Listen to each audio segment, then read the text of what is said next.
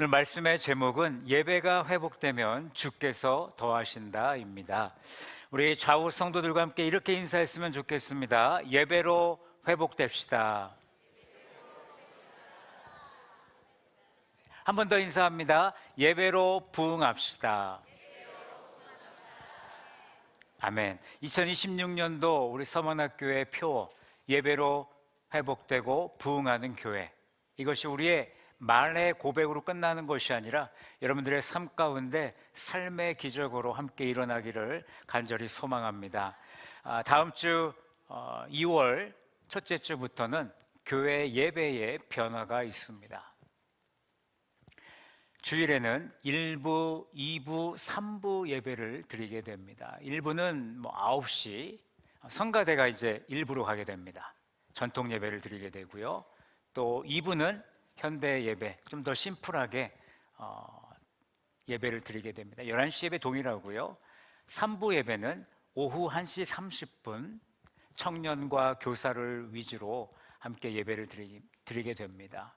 하나의 메시지, 하나의 본문, 모든 성도들이 같은 메시지를 듣고 같은 메시지로 함께 은혜를 나누는 그런 우리 서문학교의 예배가 되기를 원합니다. 또한 점심 식사 후에는 1부와 2부 예배를 드린 성도들은요, 공식적으로 방모임을 1시 30분부터 실행해 주시면 되겠습니다. 한 분도 빠짐없이 방모임에 함께 참여해 주시고요. 또 2월부터 교회의 심장 금요기도회는 저녁 8시에 예배를 드립니다.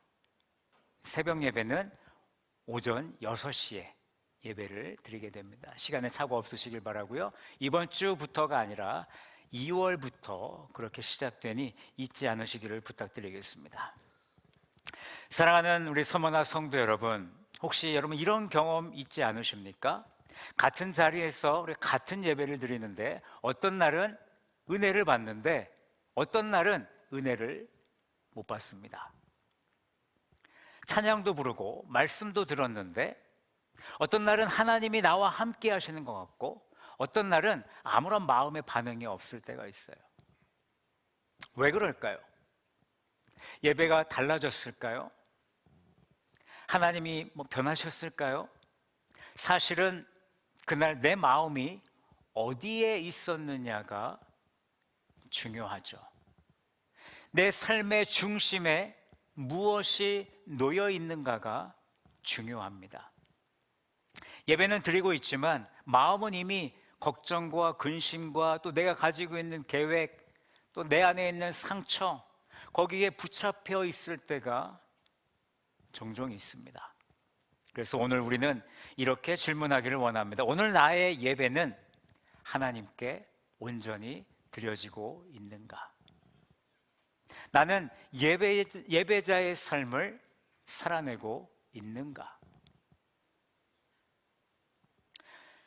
저는 오늘 이 시간에 왜 우리가 예배로 회복이 되어야 하는지 세 가지를 여러분들과 함께 나누도록 하겠습니다.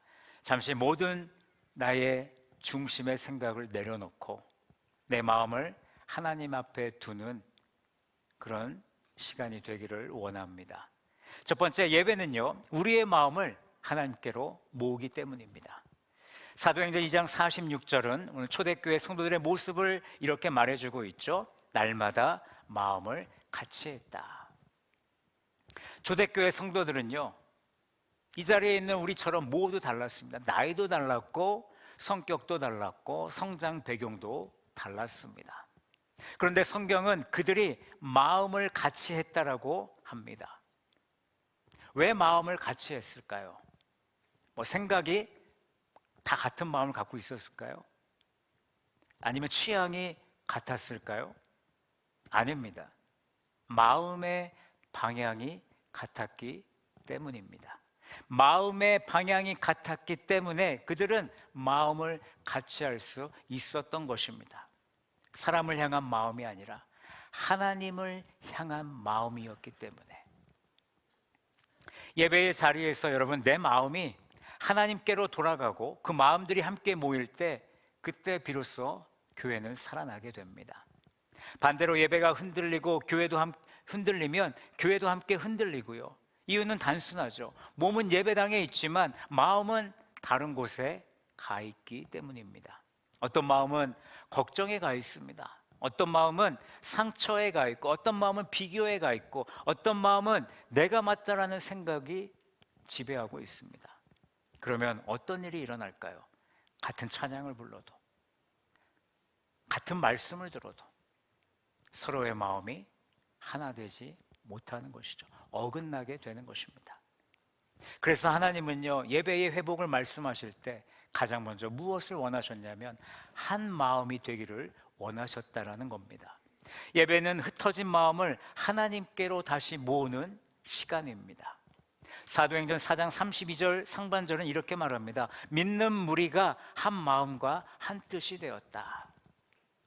교회의 하나됨은요, 누군가 분위기를 잘 만들어서 되는 것이 아닙니다.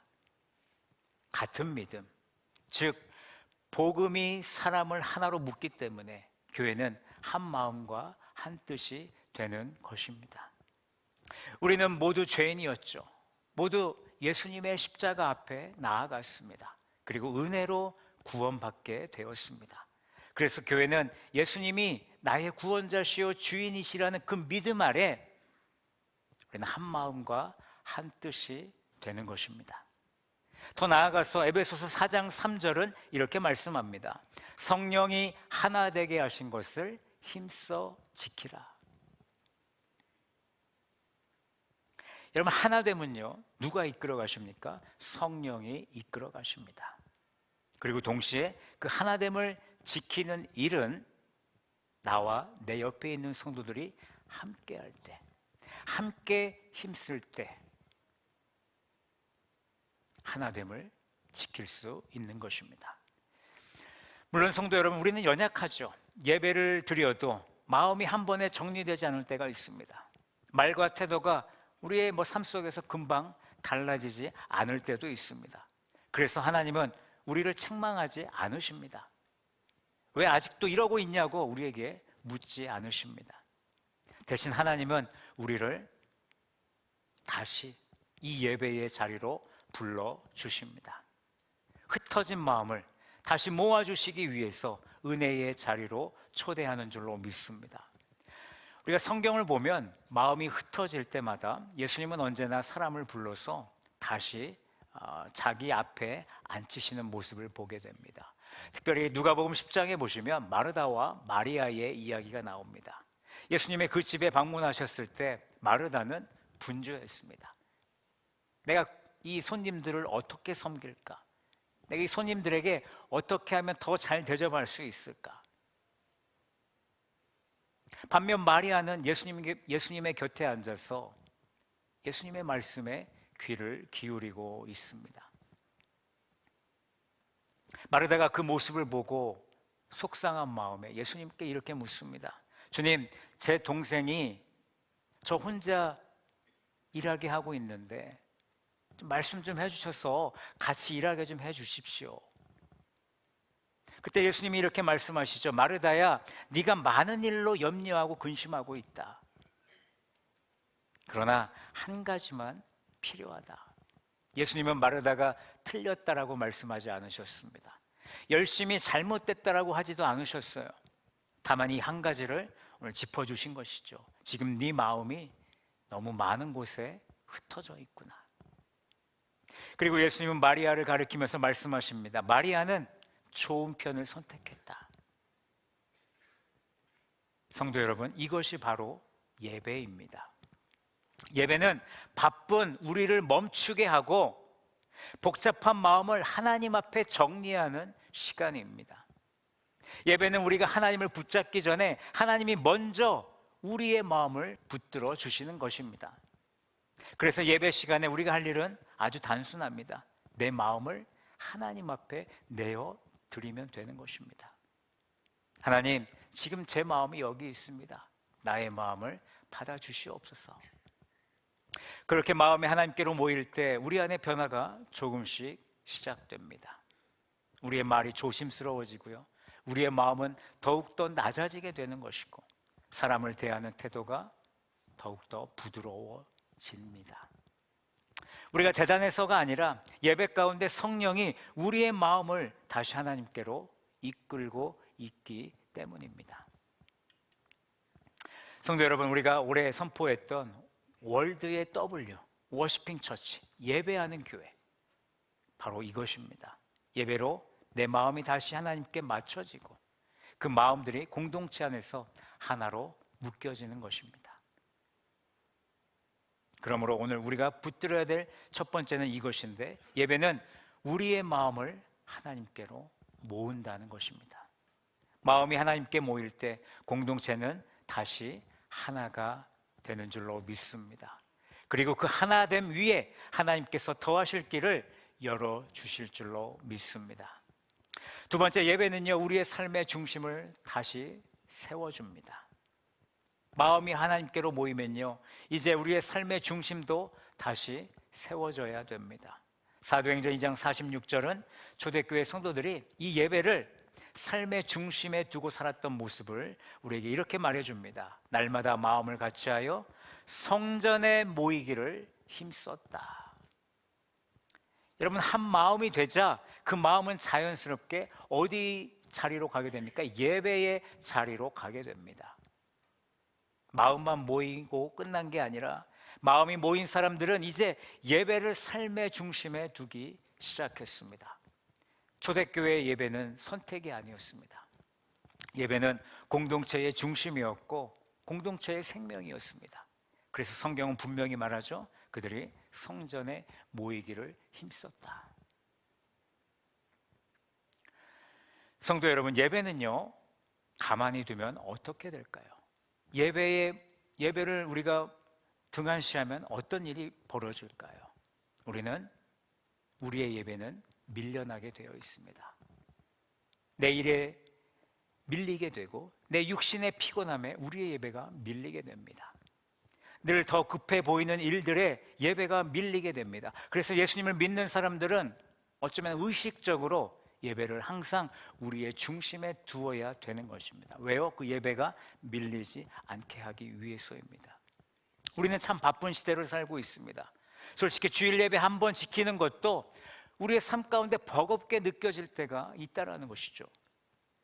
그런데 하나님은 우리에게 무조건 더 많이 모여라, 그런 부담을 주시는 분이 아니십니다. 하나님이 지금 우리에게 요구하시는 것은 예배를 더 늘려라가 아니라 예배의 중심에 무엇을 두고 있는가, 예배를 정말 내 삶의 중심으로 두고 있는가를 우리에게 물으시는 것입니다. 왜냐하면 예배가 중심이 되면 저와 여러분들의 삶이 바뀌기 때문입니다. 관계가 바뀔 것이고 우리의 예배의 가치가 바뀔 것이고 우리의 선택이 하나님이 기뻐하시는 선택으로 바뀌게 될 것이기 때문입니다. 반대로 예배가 중심에서 밀려나면요, 삶의 중심은 곧 다른 것으로 채워지겠죠. 걱정이 중심이 될 것이고 돈이 중심이 되고 자녀가 중심이 되고 성취가 중심이 됩니다. 그러면 결국 하나님은 점점 뒤로 물러나게 되는 것입니다. 그러면 어떤 일이 벌어질까요? 우리의 신앙은 약해질 수밖에 없다라는 것입니다. 그래서 히브리서 10장 25절은요 아주 분명하게 권면합니다. 모이기를 패하는 어떤 사람들의 습관과 같이 하지 말라라고 합니다. 예배는요 거룩한 습관입니다. 그런데 예배를 무너뜨리는 것도, 예배를 멀리하는 것도 습관입니다. 한두 번 빠지고 미루다 보면 그것이 어떻게 될까요? 내 삶의 리듬으로 자리 잡게 되는 것이죠. 여러분은 지금 어떤 습관을 가지고 계십니까? 하나님은 그 리듬을 끊어내기를 원하십니다. 왜냐하면 예배는 우리를 영적으로 살리는 자리이기 때문입니다. 그렇다면 예배의 중심이 회복된다는 건 무엇을 말할까요? 그저 모인다라는 말로 끝나는 것이 아니라 예배 중심에 태도와 내용이 있다라는 것이죠. 예수님은 말씀하셨어요. 아버지께 참되게 예배하는 자들은 영과 진리로 예배할지니라.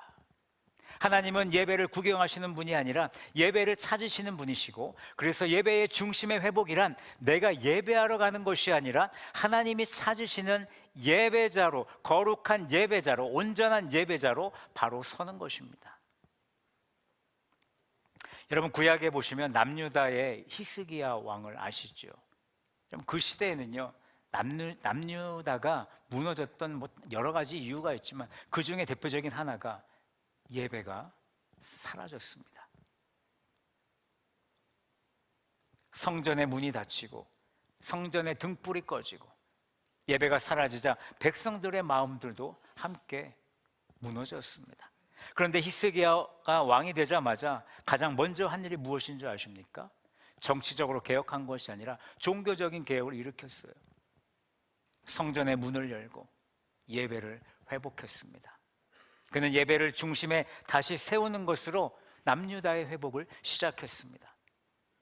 성도 여러분, 오늘 교회도 같습니다. 교회가 살 길은 무엇입니까? 결국에는 예배입니다. 예배가 살아있어야 여러분 다른 모든 사역들이 살아나게 되는 것입니다. 그렇다면 우리의 삶에서는 이 예배의 중심이 어떻게 나타나야 되는가? 저는 오늘 세 가지를 여러분들과 나눌 텐데요. 첫 번째, 예배를 준비하는 우리 성도들이 되어야 됩니다. 우리는 이 주일 예배를 위해서 영적인 준비를 합니다. 매주 금요일 우리 교회의 심장 금요기도회로 모여서 우리는 기도로 주일을 준비하고 있습니다. 그리고 토요일 밤부터는요, 또 준비해야 될 게 있어요. 우리의 마음과 몸을 준비해야 됩니다. 허겁지겁 드리는 예배가 아니라 늦게까지 놀다가 자는 토요일이 아니라 하나님을 만날 준비를 하는 토요일이 되어야 된다는 것입니다. 제가 2주 전인가요? 어떤 청년에게 전화를 걸었습니다. 밤 9시에, 토요일 밤 9시에 전화를 걸었어요. 제가 깜짝 놀랐어요. 내일 교회에서 보자 그러니까 이 청년이 목사님 자려고 누워 있습니다. 20살밖에 안 된 청년이거든요. 근데 지금 9시인데 자려고 누웠다는 그 말에 제가 깜짝 놀랐어요. 물론 멀리 살기도 하지만 다음날 본인이 해야 될 사역이 있어서 일찍 잔다라는 그 말에 제가 놀랐습니다. 나가서 놀아야 될 그 시간인데 그 시간에 내일 섬기기 위해서 잠을 청하려고 하는 그 청년의 모습을 보면서 도전이 되었습니다.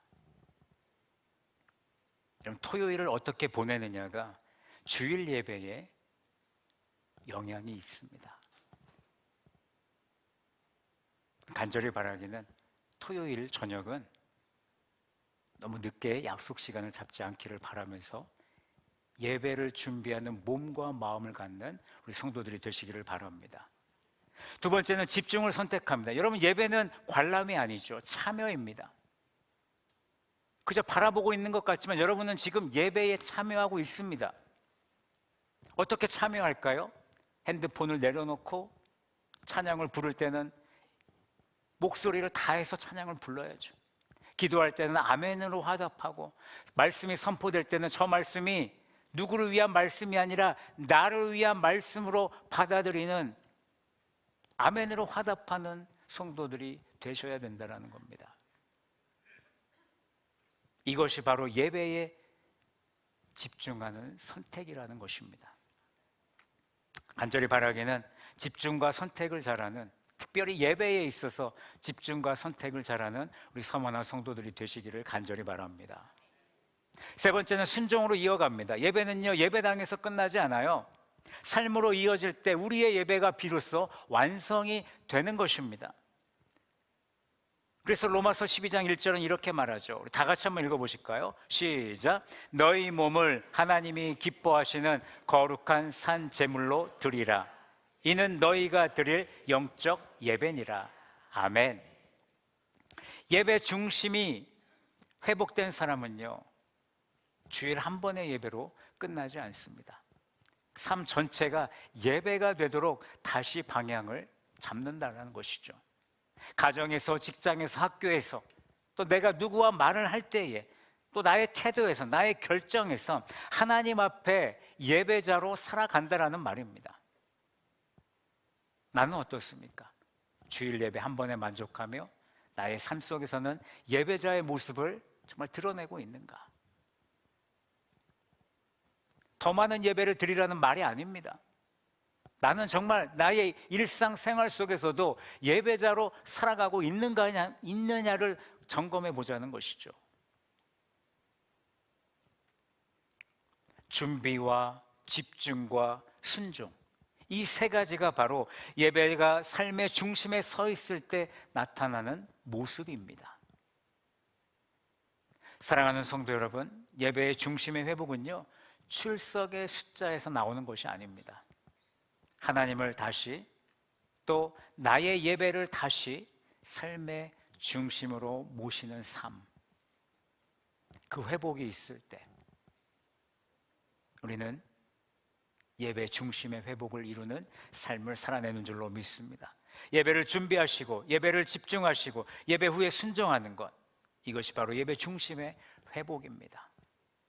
그리고 이 예배 중심이 회복될 때 하나님은 우리 서머나 공동체를 더 깊이 회복시키시기를 시작하는 줄로 믿습니다. 여러분, 그러므로 기억하십시오. 예배는 우리의 삶의 중심을 다시 세우는 자리입니다. 세 번째, 예배 위에 주님이 구원의 역사를 더하시기 때문에 우리는 예배의 회복이 필요합니다. 초대교회는요, 한 마음으로 예배했고 예배를 삶의 중심에 두었으며 하나님을 찬양했고요. 그런데 성경은 그 모든 결과를 이렇게 정리하고 있습니다. 47절 하반절 말씀에 보시면 주께서 구원받는 사람을 날마다 더하게 하시니라. 교회가 더한 것이 아닙니다. 사람이 더한 게 아닙니다. 누가 더하셨습니까? 주님께서 구원받는 사람을 더하셨다라고 말씀합니다. 여기서 하나님은 우리의 믿음의 방향을 잡아주고 계시죠. 구원의 열매는 사람의 능력으로 이루는 것이 아닙니다. 하나님의 역사입니다.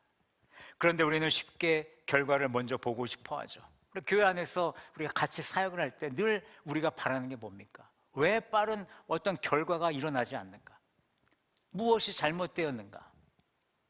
우리는 그런 것들을 찾아보고 있습니다. 우리의 마음이 조급해지죠. 우리의 사역도 조급해집니다. 하지만 이 원리를 분명히 알면 교회는 평안을 얻게 되는 겁니다. 우리의 사역은요, 방향을 잃어버리지 않아요. 그리고 우리는 쉽게 낙심하지 않습니다. 주님이 더하셨다라고 해서 우리가 아무것도 하지 말아야 된다는 것은 아닙니다. 오히려 우리가 무엇에 힘써야 하는지 우리는 분명히 구분할 줄 알아야 되죠. 바울은 이 원리를 이렇게 말하고 있어요. 고린도전서 3장 6절 말씀 함께 읽습니다. 시작. 나는 심었고 아볼로는 물을 주었으되 오직 하나님께서 자라게 하셨나니. 아멘. 여기서 우리의 역할이 보이죠. 우리는 무엇을 하면 됩니까? 심으면 되는 거예요. 심으면 됩니다. 물을 주면 됩니다. 말씀을 전하고 기도하고 사랑으로 섬기면 됩니다. 그러나 자라게 하시는 분은 내가 아니라 우리 하나님이시라는 것이죠. 그래서 우리는 조급해하지 말고 하나님께 맡기면서 끝까지 나에게 맡겨진 일에 충성을 다하면 되는 것입니다. 시편 기자도 이렇게 말해요. 여호와께서 집을 세우지 아니하시면 세우는 자의 수고가 헛되도다. 수고하지 말라는 뜻이 아닙니다. 우리의 수고가 우리의 근원이 아니라는 거예요. 교회를 세우시는 분이 누구시냐? 주님이시다라는, 우리의 근원은 주님이시다라는 것을 우리에게 가르쳐주고 있습니다. 사도행전 16장에 보시면 루디아라는 여인이 나옵니다. 루디아는요, 이미 하나님을 경외하고 있었어요. 그런데 예수님이 누군지 몰랐던 것 같아요. 바울을 만나서 바울의 말씀을 듣는데요, 그가 비로소 예수님을 믿게 됩니다. 중요한 게 뭐냐면 14절에 보시면 이렇게 말씀하고 있어요. 주께서 그 마음을 열어서 바울의 말을 따르게 하셨다라고 말씀합니다. 무슨 얘기입니까? 바울이 말을 잘해서 그 루디아라는 여자가 예수님을 믿은 게 아니라는 겁니다. 그녀의 마음이 열린 것은 주님께서 그녀의 마음을 열어주셨기 때문에 바울의 말을 듣고 바울의 말에 순종할 수 있었다라는 것입니다. 이것이 바로 우리 하나님께서 더하시는 방식입니다. 구원은 사람의 설득이 아니라 주님의 역사입니다. 그래서 우리가 전도할 때도 또 사역할 때도 가장 먼저 해야 될 일은 무엇입니까? 결과를 만들어내려고 노력하는 것이 중요한 것이 아니라 주님의 일하심을 먼저 구할 수 있는 우리가 되어야 된다는 것이죠. 그런데 이 확신이 사라지면요, 교회는 두 길로 빠지게 되어 있어요. 첫 번째 길은 어떻게든 결과를 만들어내려는 길입니다. 그러면 어떤 일이 벌어질까요? 영혼이 중요한 게 아니라 숫자가 더 중요한 거예요. 기도보다는 무엇을 더 붙들겠습니까? 어떻게 하면 우리가 부흥을 시킬 수 있을까? 그럼 방법만을 붙들게 된다는 것이죠. 또 다른 하나는 낙심의 길입니다. 해도 안 되네, 우린 안 되나 보다. 그러면 마음이 어떻게 될까요? 지치게 되겠죠. 사역은 말라가게 되고 예배는 형식이 될 것이고 결국 하나님을 예배하는 일이 멈추어지지 않을까요? 그래서 이 두 길을 끊는 오늘 본문을 반드시 기억해야 됩니다. 주께서 구원받는 사람을 날마다 더하게 하시니라. 여러분, 이 고백이 회복되면요, 우리는 조급함에서 벗어날 수 있습니다. 낙심에서 다시 일어날 수 있습니다. 왜냐하면 우리는 결과의 주인이 내가 아니라 바로 우리 주님이시기 때문입니다. 우리는 누구입니까? 우리는 주님의 동역자로 이 자리에 함께하는 것입니다. 그래서 우리가 예배로 회복된 교회는요, 사역의 방향도 달라집니다. 숫자를 위해 예배하지 않습니다. 하나님을 기쁘시게 하려고 예배하는 줄로 믿습니다. 그리고 하나님이 그 예배 위에 구원을 더해 주시는 것입니다. 성도 여러분, 우리가 순서를 바꾸지 않기를 원합니다. 예배가 살아나기 전에 여러분 열매를 강조하지 마십시오. 예배가 깊어지기 전에 결과를 재촉하지 마시기 바랍니다. 먼저 예배로 하나님 앞에 올바로 서는 성도들이 되시기를 바랍니다. 그러면 하나님이요, 때를 따라서 하나님의 때에 더하실 줄로 믿습니다. 그리고 한 가지, 오늘 본문을 잘 보세요. 성경은 사람의 수를 더했다라고 말씀하지 않았어요. 구원받는 사람을 더하셨다라고 말씀합니다. 교회가 구해야 될 열매는 무엇입니까? 사람이 그냥 많아지는 것이 아닙니다. 구원받은 성도가 더 많아지는 것을 구하는 교회가 되어야 됩니다. 구원의 역사죠. 그럼 오늘 우리에게 이 더하시는 역사가 우리의 삶 가운데 나타나려면 우리는 어떻게 살아야 될까? 첫 번째, 우리는 기도의 자리에 서 있어야 합니다. 결과의 주인이 주님이시라면 우리는 주님 앞에 더 기도하는 성도가 되어야죠. 사람의 마음을 여는 분이 주님이시기 때문에 우리는 더 이상 결과에 조급해하지 않고 주님 앞에 무릎을 더 꿇을 수 있는 성도가 되어야죠. 그렇기 때문에 여러분, 교회의 심장 금요기도회를 놓치지 않기를 원합니다. 우리 이 자리에 계신 모든 성도들이 기도의 용사가 되시기를 간절히 소망합니다. 나이가 어리다고, 나이가 많다고 그것이 중요한 것이 아니라 우리가 기도의 자리를 찾을 때에 우리 주님께서는 더해주시는 역사가 우리 교회에 임하게 해주실 것입니다. 두 번째는 충성의 자리에 서 있어야 됩니다. 주님의 더하심을 믿는 성도는요, 결과에 흔들리지 않고 맡겨진 일에 최선을 다하게 되어 있어요. 주님은 우리에게 충성하라고 말씀하십니다. 오늘 이 자리에 함께 하신 모든 성도들, 각자에게 맡겨진 자리가 있습니다. 각자에게 맡겨진 사역들이 있어요. 크고 작음이 중요한 것이 아니라 내가 맡고 있는 그 사역에 얼마나 충성하고 있는가. 요한계시록 2장 10절 말씀, 우리 교회 주제 구절이기도 하죠. 네가 죽도록 충성하라, 그리하면 내가 생명의 관을 주겠다라고 말씀하십니다. 충성하는 자에게는 무엇이 주어집니까? 생명의 관이 주어집니다. 누가 뭐라고 해도 나에게 주어진 일에 있어서는 최선을 다하는 우리 서머나 성도들이 되기를 바랍니다.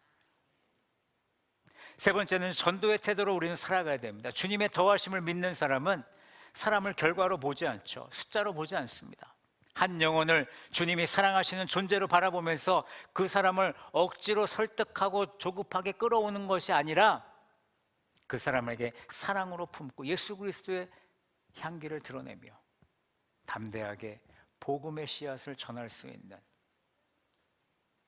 그렇게 함으로 하나님께서 마음을 열어주심으로 나의 전도 대상자에게 주님이심을 믿게 하는 놀라운 기적이 일어날 수 있기를 원합니다. 사랑하는 성도 여러분, 교회가 예배로 회복된다는 것은요, 결국 하나님의 일하심을 다시 믿는 회복입니다.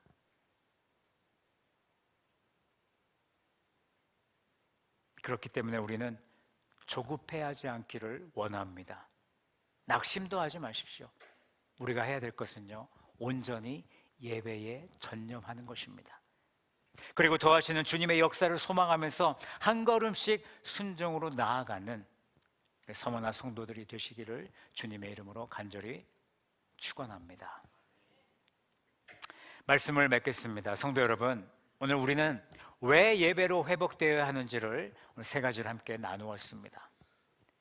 첫째, 예배는 우리의 마음을 하나님께로 모아주기 때문에 우리는 예배로 회복되어야 됩니다. 두 번째는요, 예배는 우리의 삶의 중심을 다시 세워주기 때문에 우리는 예배로 회복되어야 됩니다. 마지막으로 예배 위에 주님의 구원의 역사를 더해주시기 때문에 우리는 예배로 회복되어야 하는 것입니다. 이제 우리의 걸음은 분명합니다. 예배를 준비하시기 바랍니다. 또 예배에 집중하시고요, 예배에 순종하시기 바랍니다. 예배를 주일에 한 번에 나의 일정으로 끝내지 않기를 원합니다. 삶 전체를 하나님께 드릴 수 있는 거룩한 예배자로 살아가시기를 간절히 소망합니다. 그때 주님께서 우리의 삶 가운데 구원받을 영혼을 더해 주실 것이고 우리의 가정을 회복시켜 주실 것이며 우리 서머나 공동체에게 새 생명을 더해 주실 줄로 믿습니다. 이번 한 주 예배자의 자리로 다시 돌아가기를 바랍니다. 주님이 그 자리에서 일하시기 때문입니다. 여러분, 예배가 회복되면 주님께서 더하심을 경험하는 우리 서머나 모든 공동체가 되시기를 주님의 이름으로 간절히 축원합니다.